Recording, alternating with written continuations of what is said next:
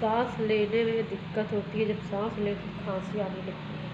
ये अभी दवा लेके आई हूँ।